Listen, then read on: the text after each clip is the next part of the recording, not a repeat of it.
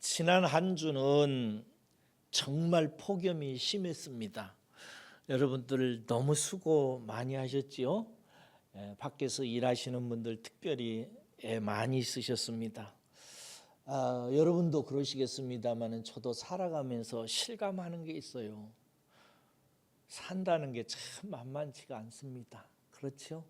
너무 쉽지 않아요. 어려워요.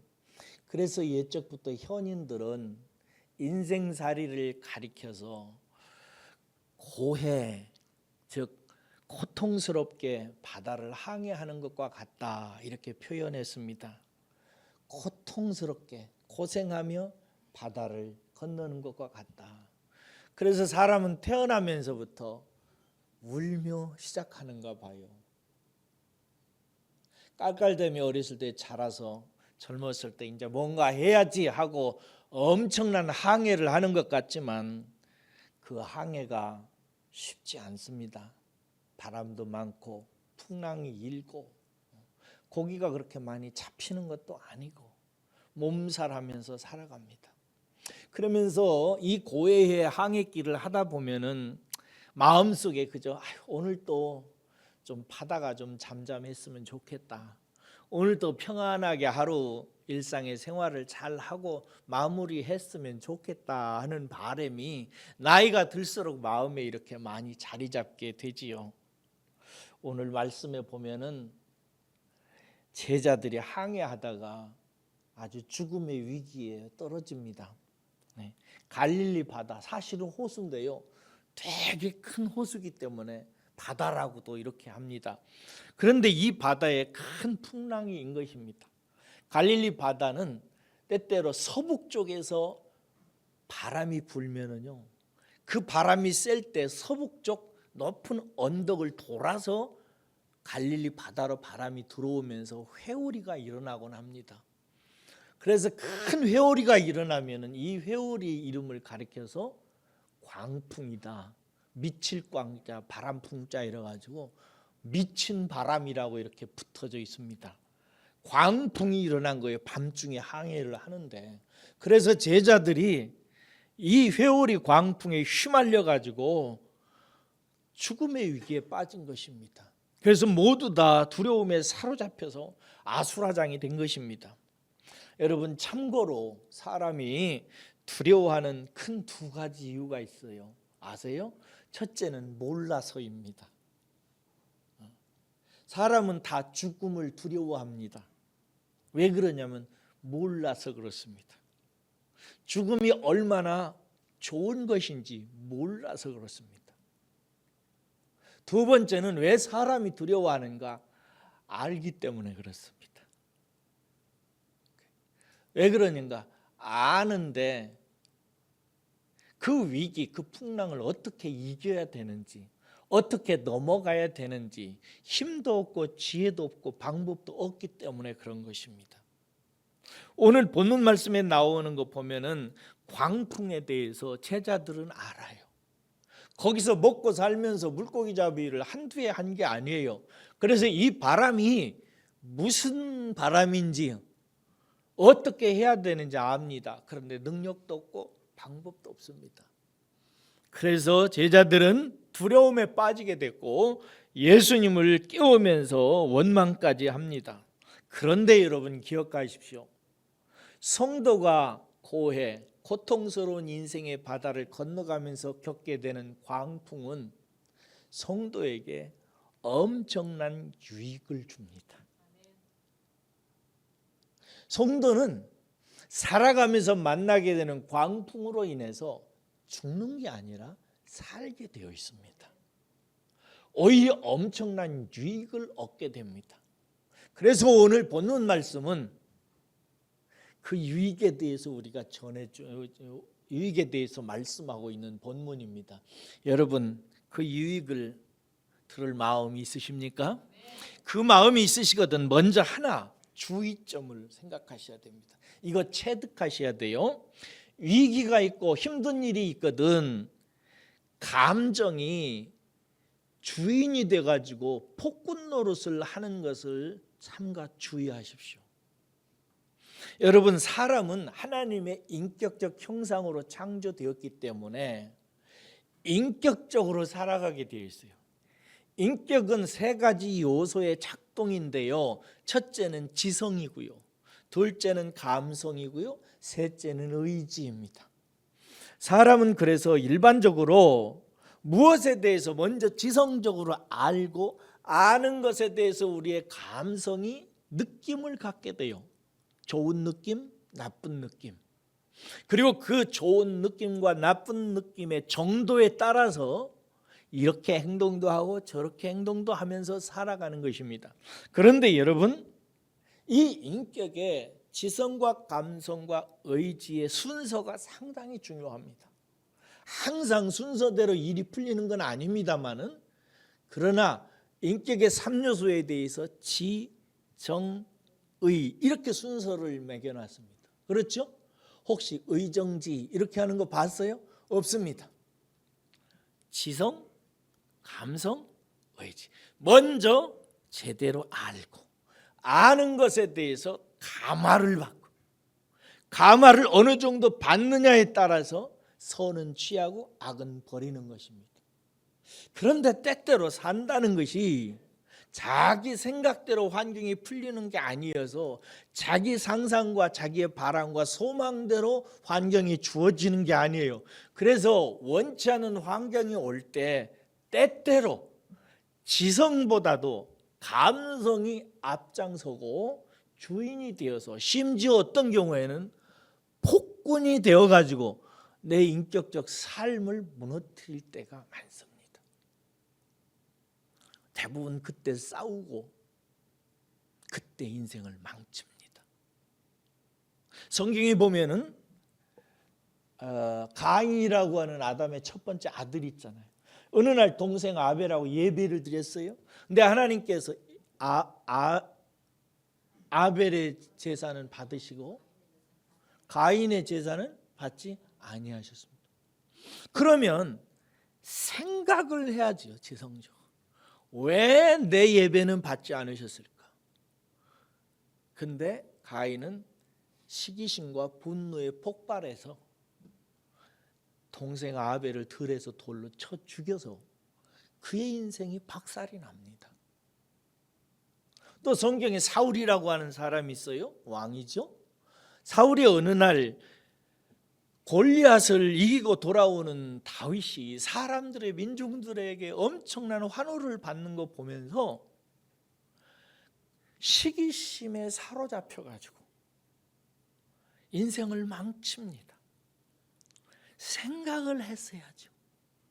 다윗이라고 하는 위대한 장군, 충성된 장수를 나에게 하나님께서 붙여주셨으니 저 사람과 이 나라를 잘 꾸려나갈 방법을 생각했어야지요. 근데 남에게 인기 받으니까 그게 싫어가지고 다윗을 죽이려고 쫓아다니다가 평생 인생 망칩니다. 여러분, 이것이 어리석은 거예요. 다윗의 아들 압살롬이 있습니다. 어느 날 다말이라고 하는 자기의 여동생을 암논이라고 하는 놈이 성폭행을 했어요. 압살롬이 화가 머리끝 치밀었습니다. 그래서 분노의 복수국을 저질러 버립니다. 이 과정에서 아버지 다윗과의 관계가 어그러지기 시작했고, 결국 이 일이 기화가 되어서 해결이 되지 않아서 나중에 압살롬은 처참한 종말을 고하게 됩니다. 여러분, 지성을 떠난 감성은 위험합니다. 이 지성을 떠난 감성은 위기나 자기가 예기치 않는 상황이나 원치 않는 일을 당하게 될 때 곧장 폭군이 됩니다. 그래서 골로새서 3장 10절에 보면은 너희가 새 사람을 입었으니, 이제 예수 믿는 사람이 되었으니 창조하신 이의 형상을 따라, 인격적 형상을 따라 지식에까지 새롭게 하심을 입으리라. 지성이 바뀌어야 돼요. 생각이 바뀌어야 돼요. 제가 묵상을 여러분들께 굉장히 강조합니다. 지성이 먼저, 생각하는 것이 먼저, 묵상하는 것이 먼저, 깨닫는 것이 먼저 앞서가고 지식을 따라 인격이 움직이도록 해야 됩니다. 그렇지 않으면 성도의 감성도 폭군의 자리에 올라서서 이상한 짓을 하기 시작하는데, 심지어 최고의 죄라고 얘기할 수 있을까요? 거의 최고의 죄를 범죄하고야 맙니다. 그것이 뭐냐? 오늘 본문 말씀에 보면은 제자들이 원치 않는 상황이 되자 감정을 주체하지 못하고 두려워하고 막 혼란스러워하다가 심지어 예수님을 원망하는 모습을 보입니다. 발견할 수 있죠? 예수님께 막 원망합니다. 여러분, 이 원망이라고 하는 범죄는 엄청난 의미가 있습니다. 구약적으로 말하면 하나님을 원망하는 거잖아요. 여러분, 하나님은 경배와 찬양의 대상입니다. 이 진리를 설명할 필요가 있겠습니까? 하나님은 찬양을 받아야 할 합당한 분입니다. 믿습니까?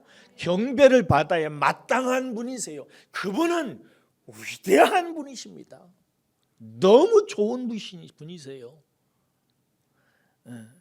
그런데 구약에 보면 이제 그림으로 원망이 얼마나 흉악한 범죄인지를 이제 우리에게 알려주는데, 민수기 11장에 보면은 광야에서 이스라엘 백성이 이집트에서 구원을 받아가지고 광야에서 잠시 있는데 광야 생활이 불편하다고 하나님께, 자기 자신을 구원한 하나님께 악한 말로 원망을 하기 시작합니다. 못된 말을 한 거예요. 하나님께서 그 진영에다가 불을 내려버리십니다. 민수기 14장에 보면은요, 하나님께서 젖과 꿀이 흐르는 가나안 땅을 선물로 이제 주실 것을 미리 보여주기 위해서 정탐꾼을 보냈고, 정탐꾼들이 와서 보고를 하는데 그 원주민들이 너무 세다는 얘기를 하니까 이스라엘 사람들이 정탐꾼들의 말을 듣고 하나님을 불신하고 원망합니다.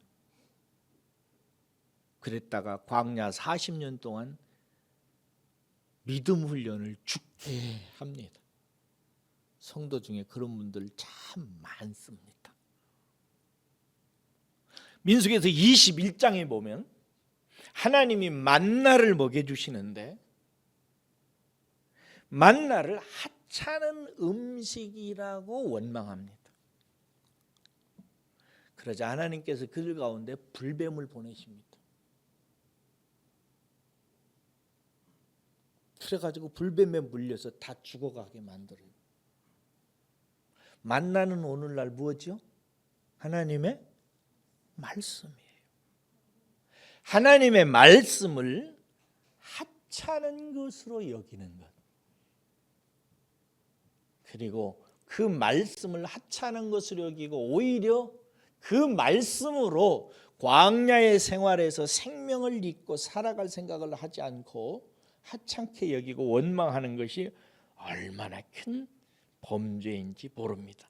사랑하는 믿음의 가족 여러분, 하나님이 우리에게 창조의 영광을 주셔서 지으신 목적을 잊지 마셔야 됩니다. 하나님은 우리를 하나님의 인격적 형상으로 지으셔서 그 인격적 지성을 통해서 먼저 하나님이 예수 그리스도 안에서 우리에게 베푸신 은혜를 듣고 깨닫고 묵상하도록 하셨습니다.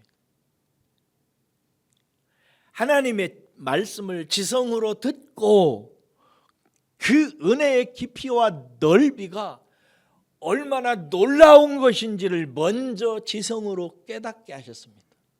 그런 다음에 그 은혜에 기뻐하게 하세요. 감격하게 하세요. 놀라게 하십니다. 하나님을 찬양하게 하세요. 그리고 그 감격과 기쁨과 은혜를 동력 삼아서 하나님께 예배하고 교우들을 사랑하고 세상을 구원하는 삶을 살게 하셨어요. 이게 하나님이 찬양을 받으시는 거예요. 그래서 이사야서 43장 21절에 보면은 이 백성은 나를 위하여 지었나니 나를 찬송하게 하려 함이라.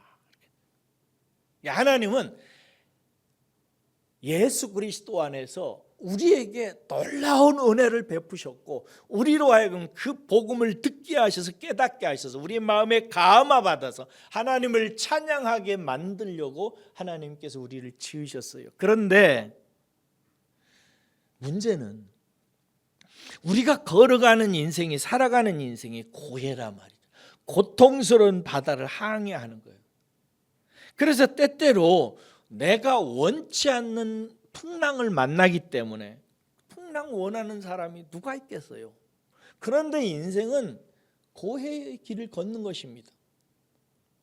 그래서 때때로 내가 원치 않는 환경 때문에 감정에 사로잡혀서 때때로 실망하고 슬퍼하고 그러다가 절망하고 그러다가 하나님께 원망합니다.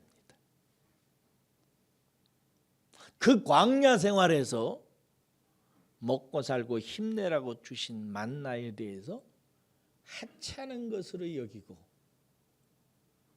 꼭꼭 씹어서 광야에서 살아갈 생각하지 않고 하찮은 것으로 여기다가 불뱀에 물린 것처럼 열받아서 사는 성도가 얼마나 많은지 모릅니다. 그러므로 여러분, 창조의 목적, 큰 목적이 은혜를 묵상 깨닫고 감화받아서 찬양하는 것이라고 생각할 때에 원망은 창조의 목적과 완전히 반대입니다. 그럼 원망은 어디에서 온가? 마귀 사탄에게서 온 것입니다. 마귀 사탄의 인격적인 열매가 있으니 원망하는 것입니다. 하나님을 원망하는 거예요. 이것입니다. 그래서 구약은 이 원망하는 백성들은 하나님의 작품이 아니라 사탄의 작품이기 때문에 반드시 하나님이 처리하셔야 돼요. 그래서 원망에 참여한 사람들은, 광야의 사람들은 한 사람도 젖과 꿀이 흐르는 가나안 땅에 들어갔어요? 못 들어갔어요?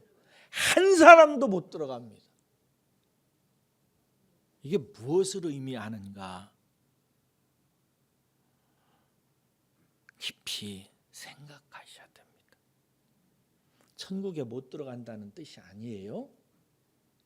그러나 하나님의 뜻에서 멀어졌기 때문에 그렇습니다. 제자들이 지금 그 모습을 보이고 있는 거예요.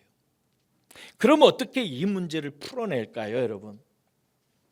먼저 우리가 인격적으로 창조를 받았으니까 우리가 영적으로 변화를 받아서 지성을 통해서 하나님이 내게 주신 풍랑, 고해의 길을 걸어가면서 경험하는 것을 분별해 내는데 훈련이 되어져야 됩니다. 그냥 내 눈에 보이는 것으로 이것은 선하고 이것은 악한 것이야, 이것은 좋은 것이고 이건 나쁜 것이야, 이건 복이고 이것은 재앙이야, 이렇게 생각하지 마시고, 사랑하는 여러분, 우리는 영의 세계를 인정하는 사람들입니다. 맞습니까? 우리는 영적 생명을 말합니다. 영생. 우리는 영의 눈에 대해서 얘기합니다. 영의 귀에 대해서도 우리는 얘기하는 사람들입니다. 그럼 영은 뭡니까? 실제하는, 눈에 보이는 모든 세계 이면에 있는 근원이 되는, 뿌리가 되는, 보이지 않는 실제를 우리는 영이라고 합니다. 우리가 영적인 존재라고 하는 사실은 우리 눈에 벌어지는, 우리 귀에 들려지는 모든 일에는 그냥 눈에 보이는 것, 귀에 들리는 소리를 만들어내는 이면에 실제가 있다는 사실을 인정하고 그 영적인 배경이 있다는 사실을 토대로 생각하고 그 의미를 캐내고 그 의미 속에 담겨져 있는 하나님의 의도를 찾아내서 살아가는 것입니다. 이걸 분별이라고 합니다. 언제 우리가 분별하는데 실력이 나오는가? 인생의 풍랑을 만날 때입니다. 내 뜻대로 안 될 때, 내가 원치 않는 일이 생겼을 때, 이때가 바로 내 인격이 영적인 세계에 대해서 얼마나 분별할 수 있는 실력이 있는가 하는 것을 볼 수 있는 기회의 순간입니다. 여러분, 예수님의 인격적 모습을 보십시오. 예수님은요, 여러분, 그 전날 마태복음 5장이나 이런 데 제가 연구해서 보니까요, 이날 예수님은 아침부터 하루 종일 땡볕에 엄청나게 일하셨습니다. 이른 아침부터 점심이 넘을 때까지 마태복음 5장에서 7장까지 산상수훈 이야기를 설교를 하세요. 여러분, 설교 30-40분 하면은 속에서 기운이 좀 빠져요. 제가 설교하고 나서 바로 밥을 잘 못 먹습니다. 제가 온 신경을 여기다 쏟기 때문에요. 예수님이 4-4시간을 산상수훈 설교를 하세요. 그리고 나서요, 사람들이 환자가 몰려드니까요, 환자들을 고치시기 시작합니다. 그러다가 또 백부장 하인이 와가지고 또 고쳐달라고 하니까 백부장 하인의 집에 가서 또 백부장 하인을 또 고쳐요. 그리고 나니까 베드로가 우리 장모님 병 걸렸습니다. 그래가지고 장모님 집에 가서 또 열병을 고치세요. 그리고 나니까 사람들이 막 각종 환자들이 몰려들기 시작하는, 그래서 밤이 되도록 환자들을 치료하십니다. 쉴 틈이 없었어요. 잠시 모텔에 가서 한 2-3시간 주무셔야 되는데 그러지를 못하셨어요. 밤이 돼가지고 하니까 예수님께서 말씀하시는, 건너편 마을로 가자, 빨리 가자 해서 제자들 보고 배를 띄워 가자 하는 거예요. 그래서 건너 마을로 가는데 왜 갔냐면, 다음 날 보면은 이제 군대 귀신 들린 한 젊은이가 거기에 있는 거예요. 그날 그래서 바로 가서 그 군대 귀신을 쫓아서 그 청년 하나를 구원하기 위해서 예수님께서 그 밤에 쉬지 않고 하루 종일 일해가지고 몸이 녹초가 돼가지고, 근데 밤중에 배를 타고 제자들 보고 노조우라고 가신 거예요. 예수님은 너무 피곤해가지고 고물에 들어갔어요. 고물이 뭔지 아세요? 바다 밑이 아니고 배 밑에. 배 밑에 뭘 놔요? 생선 놓잖아요. 잡은 생선. 고물에 들어가서 주무셔 보셨나요? 안 주무신 분은 말을 하지 마세요. 제가 들어가서 거기서 잠시 누웠는데요, 생선 비린내 때문에, 나무에 생선 비린내가 배어 있어가지고 거기서 못 자요. 근데 예수님이 거기 들어가서 잠을 자요. 얼마나 피곤하신지. 그랬어요. 그러다가 이제 제자들이 풍랑을 만나서 깨우니까 예수님이 일어나가지고 뭐라고 하세요? 좀 잠 좀 자게 놔둬라. 왜 또 깨우냐 이러시나요? 아니에요. 일어나서 막 파도가 일고 막 죽게 생겼으니까 예수님이, 아이고 죽게 생겼다, 어쩌면 좋냐, 너희들 도대체 노를 저은 거냐 안 저은 거냐 막 이랬어요. 그리고 하나님을 향해서, 아이고 아버지는 독생하신 나를 진짜 좀 돌봐주시지, 이렇게 돌봐주시지 않나, 불평하십니까? 아닙니다. 일어나서 예수님은 사태를 파악하십니다.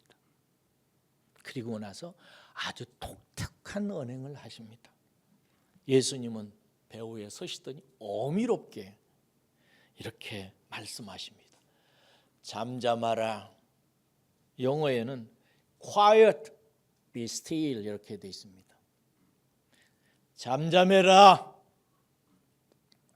가만히 있어, 이렇게 얘기합니다. 여러분, 자연은 귀가 없습니다. 그렇죠? 바다가 사람의 말을 듣습니까? 파도가 사람의 말을 들어요? 근데 예수님께서 파도와 바다에게 말하는 것입니다. 잠잠해라, 가만히 있어. 이게 무슨 뜻인가 제가 연구해 봤더니요, 이 말을 쓰는 관용적인 용법이 있어요. 그건 뭐냐면, 사악한 자들, 원수, 마귀, 어둠의 세력들, 사탄이나 마귀를 내쫓을 때 사용되는 단어예요. 그러니까 예수님께서 바람을 꾸짖은 것이 아니라 바람을 일으키는 이면의 영적인 세력이 있다는 사실을 발견하고, 바람을 일으켜서 그 한 영혼을 구원하기 위해서 밤새 고단하게 달려가고 있는 예수님과 그 일행들, 제자들을 바다에 수장시키려고 바람을 일으켜서 광풍을 일으킨 마귀 사탄의 세력들이 있다는 것을 영적으로 지각으로 파악하시고, 그 이면의 세계인 사탄을 향해서 조용히 해! 잠잠해! 라고 그들을 스톱시킨 겁니다. 여러분, 여러분에게 묻고 싶어요. 여러분은 분별하며 사세요? 이 말을 신비주의로 해석하지 마세요. 뭐 꿈꾸고 뭐 환상 보고 이래가지고 그런 얘기가 아니라요. 다시 말씀드립니다. 하나님은 우리를 인격적인 존재로 창조하셨어요. 하나님이 우리에게 주신 환경을 우리의 지성으로 잘 살피고 분별해서 그 의미를 파악해내고 기뻐하고 즐거워하면서 그 의미 속에 담겨진 하나님의 의도를 따라 살도록 하셨어요. 하나님이 우리에게 주신 환경은 우리 눈에는 좋은 것일 때도 있고 예상치 못한 것일 때도 있고 광풍과 같은 것일 수도 있어요. 그런데 그 속에는 뭐가 들었냐면 이면이 있어요. 우리 눈에 보이는 것과 달리, 우리 귀에 들린 것과 달리 그 속에 이면에 담겨지는 것이 있어요. 이것을 이제 미닝, 의미라고 그래요. 그 의미를 파악해내서 그 속에 담겨져 있는 하나님의 의도가 있어요. 그 의도를 따라 사는 것, 이것을 분별이라고 그래요. 그러므로 하나님이 우리에게 주신 환경은 영적인 의미와 하나님의 의도에 관심을 갖고 묵상하기를 즐거워하는 사람들은 하나도 나쁜 게 없다는 사실을 알게 돼요. 구약에 탁월한 영성가요 묵상가가 있습니다. 다윗입니다. 다윗이라는 사람이 뭘 깨달았는지 아까 이자은 집사님이 기도하다가 언급했는데 시편 16편 6절 가보세요. 제가 많이 얘기한 소리입니다. 시편 16편 6절입니다.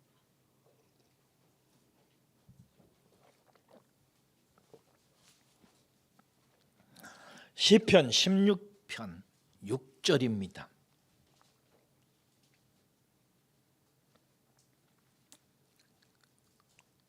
시편 16편 6절입니다. 읽겠습니다. 시작. 내게 줄로 재어준 구역은 아름다운 곳에 있으며 나의 기업이 실로 아름답도다. 아멘.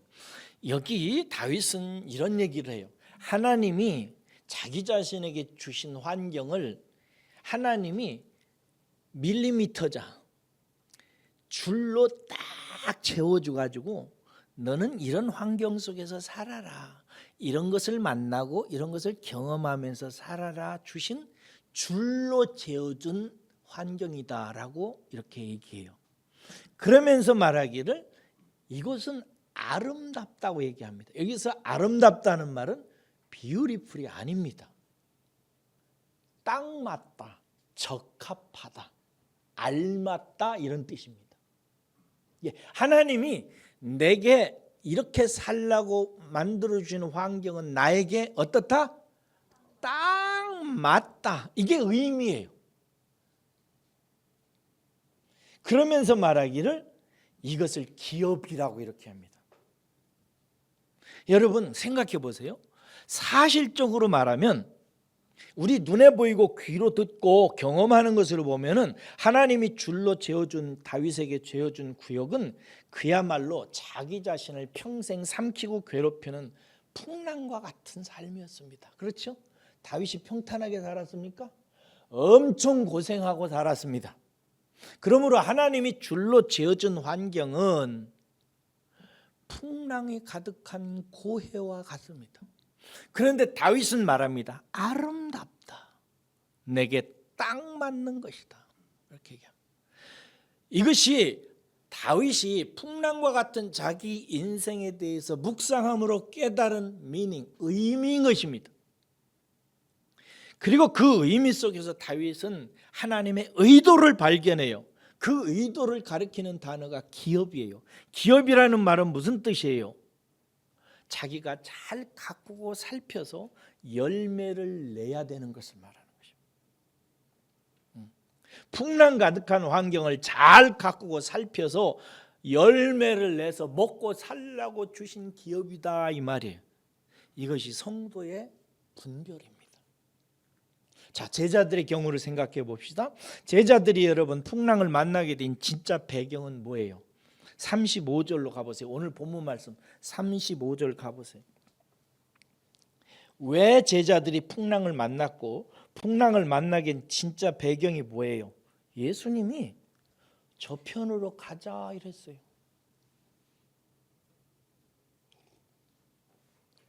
풍랑은 누구 때문에 시작돼요? 예수님 때문에 시작된 것입니다. 제자들은 죄가 없어요. 순종한 것밖에 없어요. 그러니까 이 모든 일은 예수께서 제자들을 향해서 뭔가 의도가 있어서 줄로 재어준 구획 안에서 발생한 일입니다. 그러므로 이것은 제자들이 발견해야 되는 건 뭐냐면 아름다움입니다. 그들에게 딱 뭔가 맞는 것을 하나님이 예수님이 기획해내신 것입니다. 그리고 그 속에서 이 일을 통해서 제자들은 예수님의 의도를 파악해서 하나님께 영광을 돌려야 됐습니다. 쉬운 말로 하나님의 의도는 하나님의 뜻을 말하는 것입니다. 사랑하는 여러분, 우리가 만난 모든 환경은 하나님께서 줄로 채워준 구획 안에서 경험하는 세계입니다. 믿습니까? 딱 맞는 것입니다. 여러분들이 태어나서 지금까지 살아가는 모든 삶의 환경들, 구획들은 마치 건축자가 밀리미터 줄로 재어서 딱딱 재어줘서 맞춰 나가듯이 하나님께서 여러분들에게 그렇게 허락하신 것입니다. 그리고 그것은 내 육체의 눈으로 내 이성의 판단으로 볼 때는 때로는 내가 기대하지 않고 원치도 않고 내게 저주 같은 것일 수도 있는데 사실은 아름다운 것입니다. 의미를 발견한 사람은 아름답다, 내게 딱 맞다라고 얘기합니다. 왜? 그 속에 하나님의 의도, 하나님의 뜻이 있기 때문에 그런 것입니다. 그러므로 아멘 하는 사람은 묵상을 하고 생각해서 내게 경험한 것이 내게 의미가 있고 그 속에 하나님의 뜻이 있다는 사실을 발견한 사람이 아멘하고, 노멘하는 사람은 자기 생각과 자기 뜻으로 내 눈과 내 귀에 들리고 내가 경험하는 것을 내가 의미를 부여하고 내 의도에 맞지 않기 때문에 하는 소리인 것입니다. 사랑하는 여러분, 아직 그런 사람은 분별의 세계에 대해서 눈을 뜨지 못한 사람입니다. 그가 신앙생활을 1년 했든 10년을 했든 100년을 했든 분별하는 사람은 분별하고 분별하지 못하는 사람은 평생을 그렇게 삽니다. 고린도 전서를 읽어보면은 영적인 사람은 어떤 사람이냐라고 사도 바울이 말할 때 영적인 건 뭐라고 그랬어요? 보이는 모든 세계의 이면에 있는 세계예요. 그 세계를 분별하는 사람, 아는 사람은, 영적인 사람은 어떤 사람이냐? 분별하는 사람이라고 이렇게 했습니다. 분별은 뭐냐?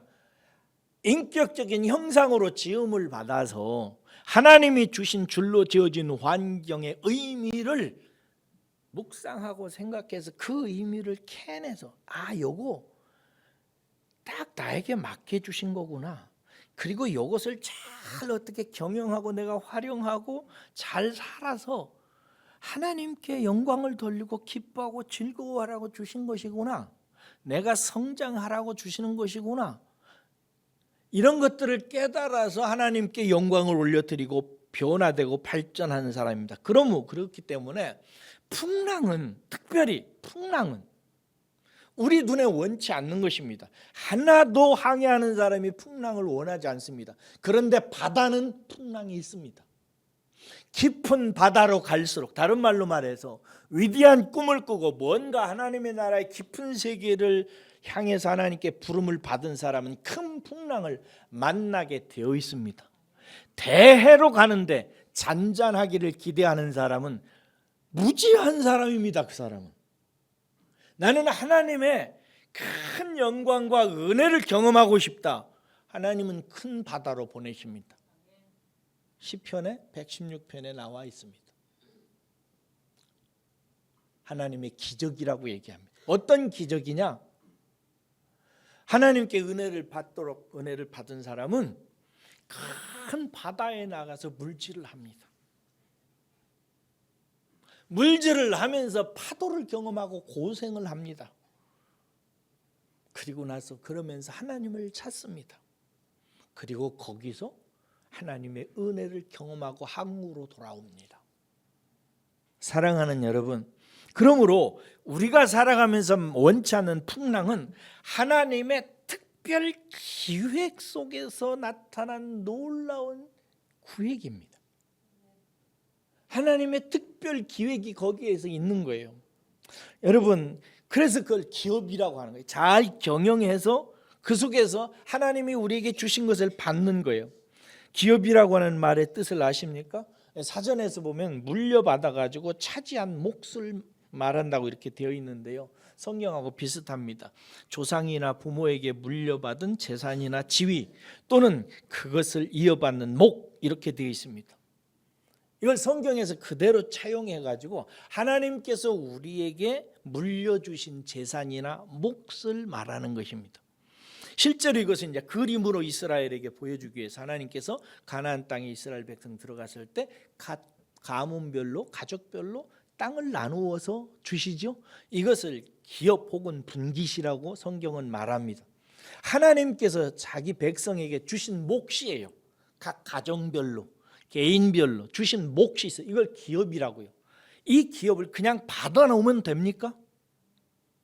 그냥 땅 받아서 가만히 놔두면 거기서 콩이 나와요? 쌀이 나와요? 아무것도 안 나와요.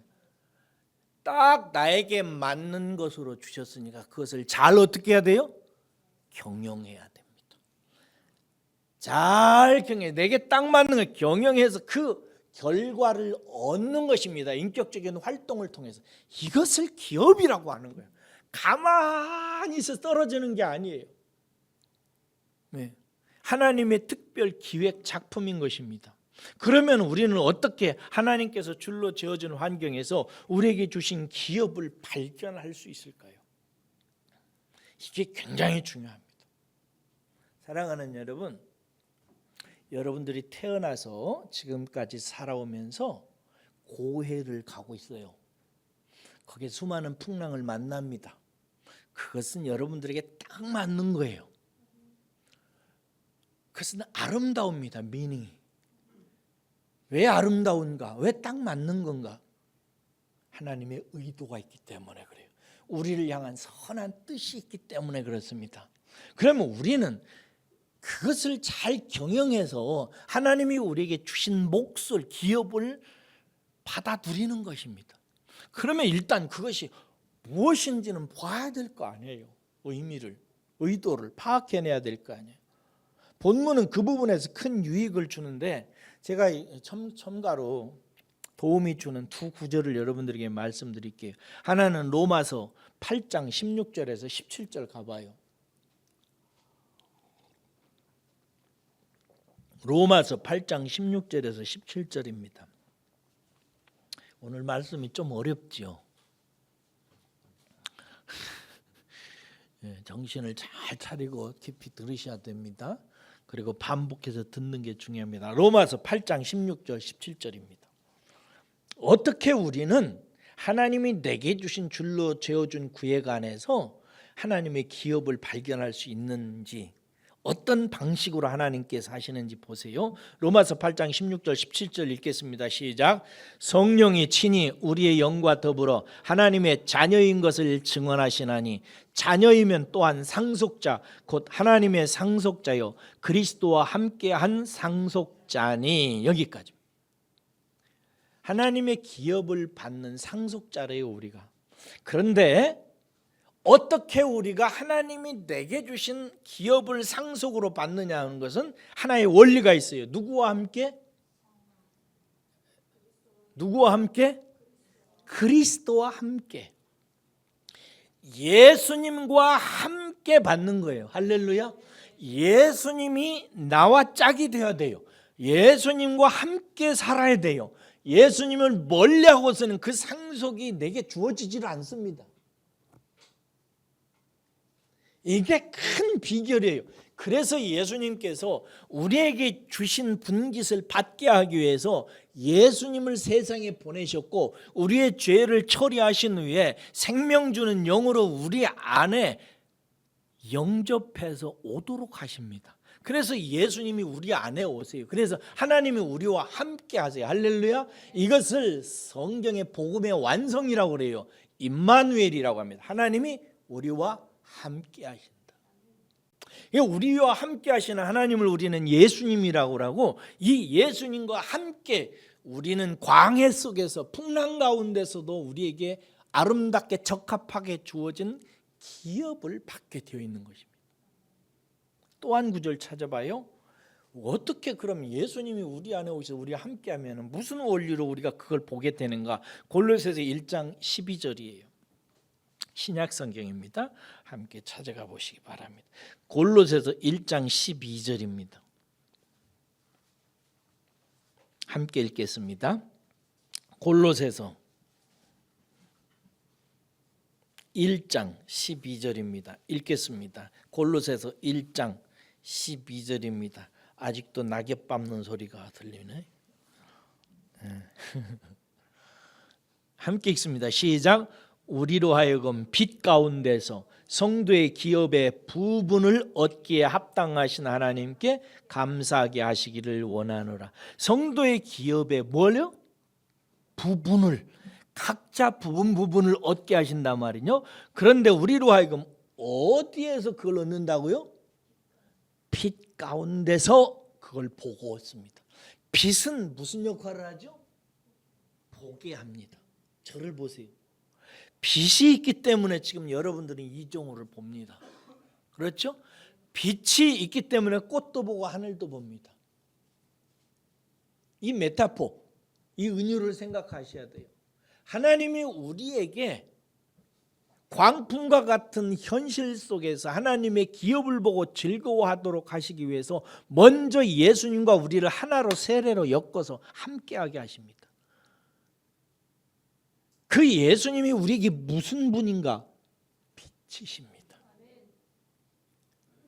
요한복음 1장에 보면은 빛이 있으되, 각인을 비치는 빛이라고 요한복음 1장 9절에 나와 있습니다. 예수님이 오셔서 우리에게 빛이 되셔서 각 사람 한 사람을 비춰줘요. 그러면은 그 빛에 의해서 예수님과 하나 된 사람들이 하나님이 자기 자신에게 주신 부분을, 그 파트 부분을 보고 발견하고 기뻐하고 즐거워하게 되어 있어요. 그래서 빛이신 예수님을 영접하고 빛이신 예수님을 가까이 하는 사람이 하나님이 자기 자신에게 주신 분깃을 보고 깨닫고 분별해내기 시작합니다. 예수님 멀리하면 절대로 못 봅니다. 예수님 사랑하지 않고, 예수님 가까이 하지 않고, 그분의 이름을 부르지 않고, 그분의 말씀을 생각하지 않고, 그분을 즐겨하고 사랑하지 않고서는 하나님이 내게 부분으로 내 몫으로 주신 세계에 대해서 깨닫지 못합니다. 그러므로 신앙생활은 예수 사랑입니다.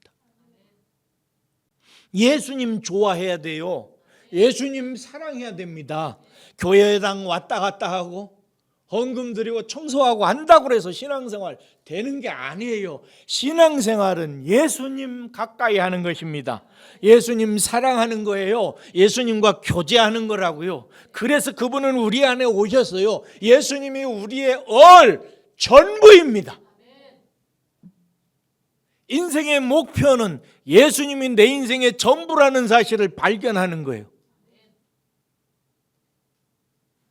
여러분에게 중요한 말씀을 드릴 시간이 되었습니다. 우리와 연합되어서 하나님께서 우리의 기업을 발견하도록 주신 분이 예수님이고, 그분은 우리에게 빛이신 분이십니다. 그런데 더 중요한 게 있어요. 그 예수 그리스도가 험한 풍랑 가운데 인생이라는 우리의 배 안에 함께 타고 계시다고 하는 진리입니다. 예수님은 풍랑과 같은 고해의 길을 걷는 우리에게 함께 하고 계십니다. 이것을 받아들이고 믿고 기뻐하고 즐거워하느냐, 여기서 결정납니다. 사랑하는 여러분, 여러분은 예수 그리스도를 영접하셨습니까? 네. 예수님 신앙생활할 때 반드시 예수님을 영접하셔야 됩니다. 영접 안 하면 예수님 안 들어오십니다. 그건 하나님이 우리에게 주신 주권이에요. 그래서 제가 우리 처음 신앙생활 하시는 분들이 꼭 얘기하는 소리가 있습니다. 반드시 홀로 하나님 앞에 마음 문을 열고, 예수님, 당신을 내 모든 죄를 대신해서 십자가에 달려 죽으신 예수님으로 인정합니다. 그리고 나를 이 고단한 항해의 인생길을 가는 동안 도우실 주님으로 영접합니다. 내 안에 오시옵소서. 받아들입니다. 환영합니다. 이렇게 꼭 개인적으로 기도하라고 제가 제3, 제4 당부했습니다. 그렇게 하셨습니까? 그러면 예수님께서 오셔요. 그 오신 분은 무슨 일을 어떤 분이냐? 빛이세요. 빛이셔서 우리의 인생길을 비춰줍니다. 이렇게 하신 분은 기억하고 믿어야 되는 게 있어요. 뭐냐? 내가 어떤 상황에 있을지라도 예수님이 나와 함께 하신다는 사실을. 이게 영적 분별이란 말이에요. 영의 세계는 안 보이는 거예요. 예수님 눈에 보여요? 이단입니다. 나 예수님 눈에 봤다. 그건 시커먼 이단입니다. 영적인 세계는 눈에 보이는 세계가 아니에요. 안 보여요. 어떻게 아느냐? 믿음으로 압니다. 이게 신비예요. 그래서 예수님이 내 안에 계시다라고 하는 사실을 믿는 사람은 풍랑 같은 자기 환경 속에서 놀라지 않습니다. 잠시 놀랄 수는 있어요. 그러나 계속 놀라지 않습니다. 실망하지 않습니다. 잠시 실망할 수 있지만 계속 실망하지 않습니다. 죄를 짓지 않습니다. 잠시 범죄하지만 계속해서 짓지는 않는다는 뜻이에요. 예수만 있으면 내가 어떤 풍랑 속에서도 안전할 것을 믿는 것입니다. 예수가 나와 함께 하시니 염려하고 두려워할 필요가 없다. 이것은 다 지나간다 라고 생각합니다. 그러므로 예수께서 제자들을 책망하신 내용은 지당한 것입니다. 40절 보세요. 이에 오늘 본문 말씀입니다. 마가복음 몇 장? 5장 40절, 4장 40절. 이에 제자들에게 이르시되 어찌하여 이렇게 무서워하느냐? 너희가 어찌 믿음이 없느냐? 예수님이 함께 하시는데 왜 이렇게 무서워하냐? 왜 이렇게 염려해? 뭐가 이렇게 걱정이야? 뭐가 이렇게 슬퍼? 뭐가 이렇게 낙심스러워? 무슨 원망이 그렇게 많아? 예수님께서 말씀하시는 것입니다. 그러자 제자들이 놀랍니다. 뭐 때문에 놀랐을까요? 파도 때문입니까? 죽음 때문이에요? 아니에요. 예수님 때문에 놀랍니다. 이 세상에 오신 예수님 때문에 제자들이 놀래요. 그래서 말합니다. 그가 누구에게 바람과 바다도 순종하는가? 이에 대해서 하박국 선지자는 하박국 1장 5절에서 이렇게 얘기합니다. 여호와께서 이르시되 너희는 나를 보고 놀라고 놀랄지어다. 우리가 놀라야 되는 대상이 있어요. 풍랑이 아니에요. 고통과 환경이 아닙니다. 그 고통스럽고 어렵고 힘든 상황 속에서도 우리와 함께 하신 하나님 예수 그리스도로 인하여 놀래야 돼요. 자빠져야 됩니다. 그 하나님이 나와 함께, 나 같은 인생과 함께 계시다는 사실에 대해서 놀라고 놀라야 됩니다. 그러시기를 주의 이름으로 축복합니다. 우리는 우리와 함께 하시는 임마누엘 하나님으로 인하여 영원토록 하나님을 찬송하도록 부름받은 사람들입니다. 그러므로 사랑하는 여러분, 인생 풍랑 때문에 놀라우고 두려워하는 성도가 있고, 늘 염려하고 걱정하고 불만 있는 성도가 있고, 하나님 예수님 때문에 놀라우고 두려워하는 성도가 있습니다. 여러분은 어느 쪽입니까? 뭐 때문에 놀래요? 풍랑 때문입니까? 예수님 때문입니까? 무엇에 사로잡혀 있어요? 풍랑에 사로잡혀 있어요? 예수님에 사로잡혀 있어요? 이러한 질문 앞에서 성도의 실력이 드러나는 때가 있습니다. 언제 드러나는가? 인생의 풍랑, 험한 시험 물속에 있을 때입니다. 이때 드러납니다. 이것이 하나님의 특별 기획이에요. 줄로 지어진 환경 속에서 하나님께서 특별히 너 뭐에 놀라고 있어? 너 뭐에 사로잡혀 있어? 너 뭘 봐야 뭐라고 보고 있는 거야? 라고 하는 이런 부분에 대해서 가르치기 위해서 하나님께서 줄로 지어진 내 환경 속에서 특별 기획 사건을 일으키는데 그게 풍랑입니다. 어느 젊은 부부가 배를 타고 가다가 풍랑을 만났습니다. 배가 막 흔들려요. 그런데 보니까 아내는 막 어머 하면서 막 놀래가지고 막 이리 뒤뚱 저리 뒤뚱 하면서 막 자기야 죽겠다 막 이러는 거예요. 그러니까 남편이 여보 이리 와 하면서 품에 이렇게 안아줍니다. 그래가지고 이 아내가 남편 품에 이렇게 있는데 가만히 있다 보니까 남편이 이상한 거예요. 남편의 심장에 귀를 대고 보니까 남편의 심장이 이러는 자기 심장과 달리 조용한 거예요. 새삼스레 아내는 이 위기 가운데 평안한 남편의 가슴이 궁금해졌습니다. 그래서 남편에게 물어요. 여보, 무섭지 않아?